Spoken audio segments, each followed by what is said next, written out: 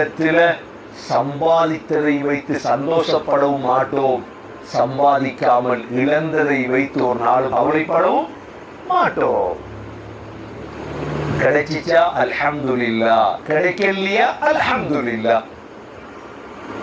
அதனாலதான் உலக விடயத்தில் நாங்க யாரை பார்க்கணும்? எங்களுக்கு மேலுள்ளவங்களை பார்க்கணுமா கீழுள்ளவங்களை பார்க்கணுமா?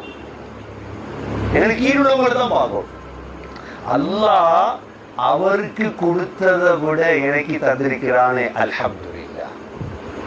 ஆனா மார்க்க விடயத்துல நாங்க யாரை பார்க்கணும்? எங்களுக்கு மேலுள்ளவங்களை பார்க்கணும். பாரு, அவரு இப்படி மார்க்கத்துக்கா செலவழிக்கிறார், நான் செலவழிக்கிறேன் இல்லையே. கண்ணியமிக்க சகோதர சகோதரிகளே, இது முக்கியமான ஆயத் சூரா கஹ்ஃப்ல. வாழ்க்கையில் இந்த ஆயத்தை விளங்கினா என்ன செய்யலாம் தெரியுமா? அடுத்த 2 வாழ்க்கைக்கு தயாராகலாம். அல்ல உலகம்